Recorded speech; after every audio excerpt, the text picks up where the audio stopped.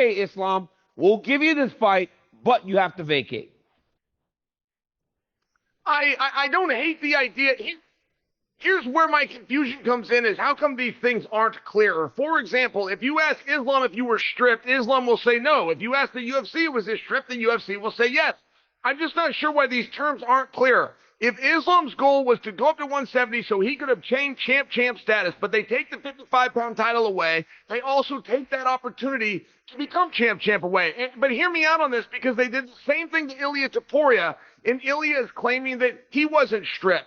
In fact, not only is Ilia claiming he wasn't stripped, it was as recently as last week on the Errol Hawani program, they swore up and down that Ilia was promised a title shot, whether it involved Islam or not. Comfortable then, all right, now he's proven himself at 155. And then potentially after Jack, now it makes more sense to have this super fight with Ilia Topuria, now that he's proven himself at 150. Of course, yeah, of course. That would make everybody happy, something like that were to happen, and the UFC gods make those decisions, and everybody accepts. It would be the ideal situation. And again, like I said, these are actual facts of what could happen and are going to be discussed. I know what we're talking about are discussions to be made. What will happen, we don't know, but we're pretty close. I'm pretty sure about that. I mean, it's very obvious. Anybody that's a real fan and follows the sport knows that, this is the actual scenario. So now you're the champion. Yep. The next step is defending it. Yeah. They always say, winning is one thing, defending it is the next. Yeah, for sure. I agree with that. I feel like this is just the beginning, It's a lot of work's been done, but this is the real work is now. And so Islam Makhachev is the name that everyone's talking about. He's come up to welterweight, vacated his title. It's basically Dana's confirmed that he's your next challenger. Yeah. So at least you've got that. When and where is still to be decided. Yeah. How do you now prepare for that? I mean, it's just I think Islam Makhachev is a better version of Bilal. I think his striking on the feet is I think it's easier. The striking on the feet, I think it's easier than Bilal, because he'll stay in one stance. He's more traditional style. But yeah, he's the pound for pound number one, so it's a tough fight. But I guess we'll just watch all his fights again, make a solid game plan, and then just start working at it. From pretty much now, I'm going to start working on it. Islam Makhachev versus Jack Della Maddalena is the kind of matchup that makes MMA so thrilling a clash, where elite fighters from different divisions collide, each bringing unique strengths, styles, and risks.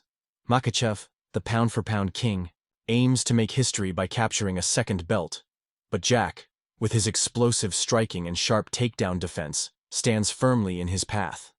This isn't a mismatch. It's a genuine high-stakes battle that could go either way. Getting the belt going up and immediately getting a shot at the welterweight bout. And what do you think about that? And how different is that fight going to play out than what we saw versus Bilal? That's going to be a great fight. Islam is working very hard. He's being vocal that he wants to go up to 170. I think he's big. I think he's a big boy. He killed himself to make it to 5. I think that's the right division for Islam. He just tweeted something after the fight that he will not vacate the title, and then he vacated the title. I don't know. I think he was a little, okay, if you're going up, we gotta, I don't know, but probably that was in the negotiation. And I like him moving up. Islam Makhachev has done enough. He's beat Volk twice. He's beat pretty much everybody in the lightweight division. Charles Oliveira, he hasn't fought Justin Gaethje. I think it's time for him to have the opportunity to become a double champ. And I like this fight a lot. I like it a lot because, they both move good on the feet. They both move a lot. Body kicks. You can definitely see Islam go for a double leg takedown, use his judo, his wrestling. And how would Jack Della respond? Jack Della's crisp on the feet as well, with his hands and straight punches. They're both big 170ers. Michael Bisping knows this better than most. He's not just throwing out hot takes or jumping on the hype train. With years in the fight game, Bisping can recognize a real threat when he sees one. And Jack Della Maddalena is exactly that. While he's seen Islam Makhachev dominate countless opponents, Bisping also understands that moving up a weight class is a serious challenge, where power, size, and danger increase dramatically. It's not just about facing heavier versions of the same fighters. It's entering a new realm where every punch lands with more impact, and every mistake becomes more costly. What truly impressed Bisping was how Jack handled Belal Muhammad, a fighter known for his relentless cardio and pressure. Instead of getting overwhelmed, Jack thrived. He stuffed takedowns, landed crisp, clean shots, and at times made Belal look like he was moving in slow motion. Bisping appreciated Jack's composure, how he listened to his corner, and kept tagging Belal with sharp, accurate punches. Jack wasn't wild. He was calculated, technical, and dangerous every second of the fight. Bisping respects how Jack's game has evolved.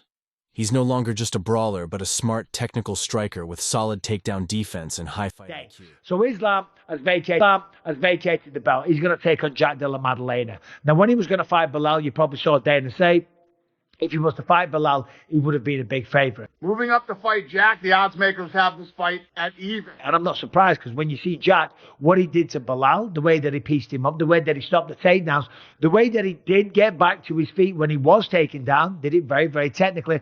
The way he was pinging him, right, like his corner was asking for. 5 minutes to realize all your dreams. Let's go. Safety first. Stay focused. His head off. I'm not going to say see you next Tuesday at work. See you next Tuesday at work, because YouTube will have a fit, okay? That's illegal. But I love the work from the cornerman, and I love the boxing from Jack. Bisping also recognizes the risks in Islam's move. Sure, Islam is an incredible fighter, but stepping up a weight class is no small task. Bisping knows this firsthand, having faced similar challenges in his own career, where the jump in weight made a huge difference. It's not just about skill. It's about whether your body and style can handle the extra size and power. Islam has been dominant at lightweight, but Jack brings a different kind of threat. That's why Bisping isn't calling this a sure win. For Islam, he sees it as a true test, a fight that could go either way. While Islam may be chasing greatness, Jack is more than capable of spoiling the party, and Bisping is eager to see how it all plays out. By the way, Belal Muhammad, best cardio in all of mixed martial arts. Jack Della Maddalena pushed him to the absolute limit. What I'm saying here is that this isn't a given for Islam Makhachev. This is a real fight, a real test. You want to move up a weight class? You want to test the waters up there? You're going to go straight in at the deep end and take on the champion? Massive opportunity. Become a two-weight division champion. Join the likes of Conor McGregor, Daniel Cormier, Amanda Nunes, George St. Pierre, Henry Cejudo. There's a few others. Maybe there is, there isn't. Let me know in the comment section who I'm forgetting. But he wants to do that, and that's his right. And fair play to him. I'm all excited for that. But it's not guaranteed that he wins that fight. And what happens then? Does he come back Michael down? Bisping sees Jack Della Maddalena as a real threat. Joe Rogan's take on the fight is crystal clear. Islam Makhachev is the man to beat. Rogan has been praising Islam for a while, and the way he speaks about him makes it obvious. He expects Islam to come out on top. To Rogan, Islam isn't just a champion. He's the boogeyman of the division, the guy who steamrolls elite contenders like they're nothing. Whether it's Arman Sarakian, Dan Hooker, or others, Rogan has witnessed Islam dismantle world-class opponents with ease, submitting them like it's second nature. Rogan doesn't hand out compliments lightly.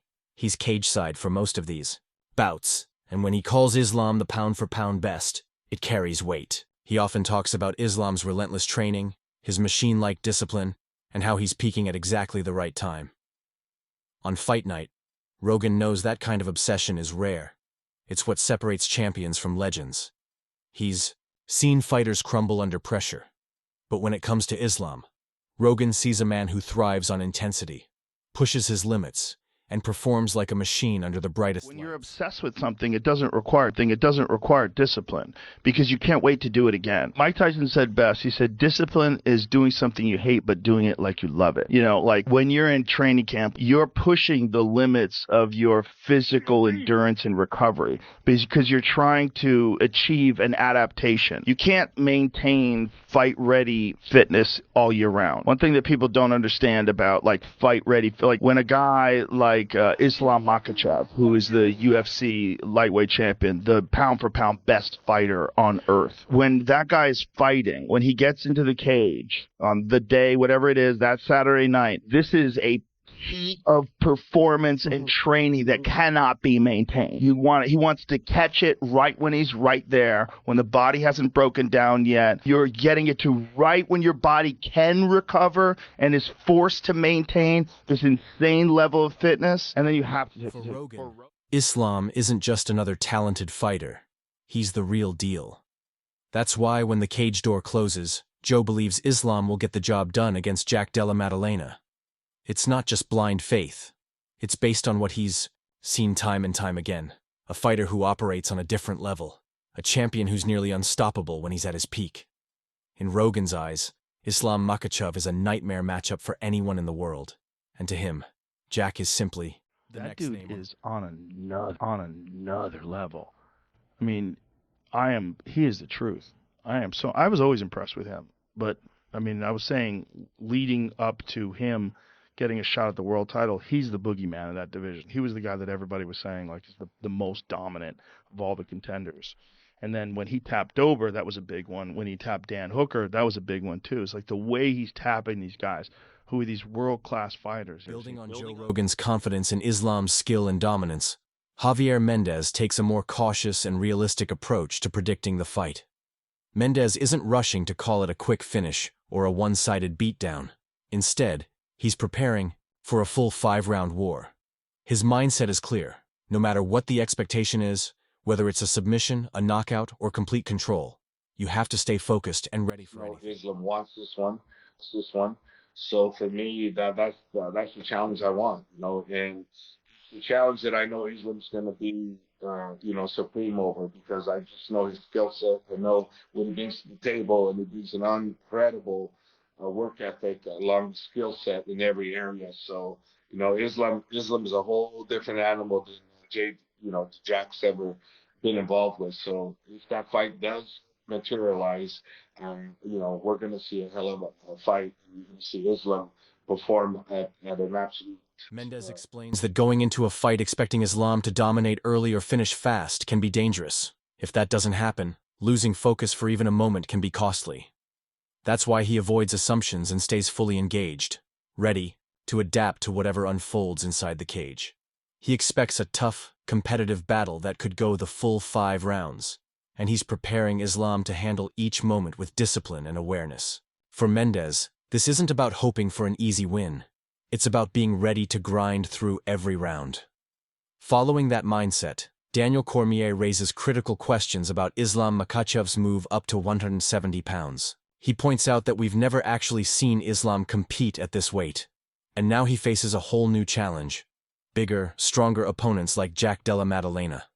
While Islam is a large lightweight, Cormier questions whether he'll be as physically imposing as Jack, who naturally carries more power. He also brings up concerns about how Islam managed the weight change, especially if he appeared small during International Fight Week. If he didn't put on weight properly, it could impact his speed, stamina, or strength. These are serious considerations because moving up in weight changes everything, from movement and striking to how well you absorb damage. For Cormier, this fight isn't just about who wins, but how well Islam adapts to the physical demands of a higher division, and whether he can perform against someone naturally bigger and more powerful. And if Jack Della looks the way he did last weekend, it's very, very intriguing fight, because we've never seen Islam Makhachev fight up at 170 pounds. We've never seen it. We've never seen him have to compete up 15 more pounds. Yes, he is a big dude, but in terms of full-on stature, is he big as Jack Della Maddalena is? And also, if he thought he may fight International Fight Week, how small had he gotten? And how much time does he have to put the weight back on the right way before he moves up to 170? A lot of questions. Lot of questions. Make sure to subscribe to my channel for more updates and the latest news. Don't miss out on the action.